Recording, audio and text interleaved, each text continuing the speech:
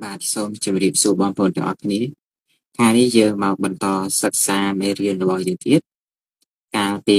វីដេអូមុនយើងបានសិក្សាអំពី A B C ណាអញ្ចឹង A សំឡេងអ B សំឡេងប C សំឡេងខអីជាដើមហ្នឹងបងប្អូនព្យាយាមចងចាំទៅហើយក៏បងប្អូនព្យាយាមចងចាំពាក្យផងដែរមកដល់ថ្ងៃនេះយើងសិក្សាបន្តទៀតគឺយើងចូលដល់ D តែម្ដងណា D សំឡេងរបស់វាដកណា D សំឡេងដកអញ្ចឹងគេយកសំឡេងរបស់វាទៅប្រកបឧទាហរណ៍ពាក្យនេះអញ្ចឹងនេះយើងអានថា dog dog ដកអក dog បាទ dog ប្រែថាសត្វឆ្កែឬក៏សំណក់ហ្នឹងអញ្ចឹងយើងអាន dog dog បាទពាក្យមួយទៀតគឺ dragon បងប្អូន dragon មូលហេតុដែលយើងអត់អានថា dragon ដោយសារតែនេះដករកត្រកចេញសលេងត្រកណាត្រកអាត្រាកអណា gun ណា dragon dragon ប្រែថានាគគឺសំដៅដល់សត្វនាគហ្នឹងឯងពាក្យមួយទៀត tram ណា tram ដករកត្រកអម tram tram ហ្នឹងប្រែថាស្គរគេវាយនៅក្នុងវត្តអារាមហ្នឹងណា tram បាទអញ្ចឹងយើងចប់ D ហើយយើងចូលមកដល់ E ណា E គឺជាឈ្មោះសំឡេងរបស់វាតើបងប្អូនព្យាយាមចងចាំសំឡេងនេះសិនណា E សំឡេងអញ្ចឹង D មិនសំឡេងដកហើយ E សំឡេងអឧទាហរណ៍ពាក្យនេះអញ្ចឹងយើងអានថា egg egg egg បាទ egg យើងប្រែថាសុទ្ធឬក៏ពងនឹងឯងបាទអញ្ចឹងទីនេះយើងអានថា age ទេបើយើងអានថា age ទៅជាចូលពាក្យថាអាយុអីវិញណាអញ្ចឹងយើងអានថា egg egg ពាក្យបន្តទៀតគឺ energy បាទ energy យើងអានថា energy ទេអា energy ប្រែថាថាមពលណាមួយទៀត eye ប្រែថាភ្នែក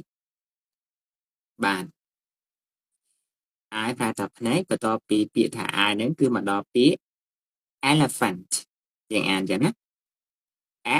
elephant elephant ប្រែថាដំរីសំដៅដល់សត្វដំរីហ្នឹងឯងអញ្ចឹងយើងមិនអានថា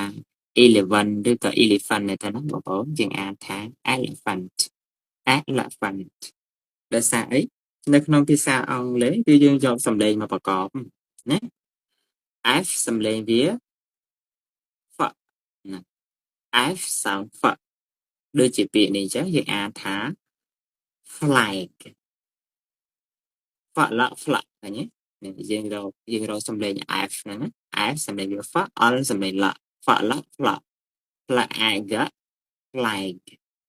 បាទ flag ប្រែថាទង់ណានេះមួយទៀត fly fly fly ប្រែថាហោះបាទ fly ប្រែថាហោះបន្តទៅទៀតយើងអានថា face ណា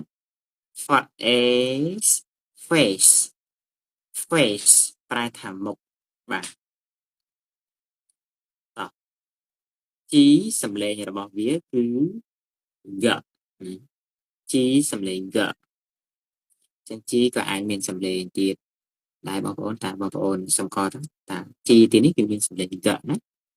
ដូចជាពាក្យថា goat ណា goat ប្រែថាពពែសត្វពពែហ្នឹងឯងណាមួយទៀត game ប្រែថាល្បែងឬក៏ប្រែថាការកម្សាន្តអីក៏បានណា game ណា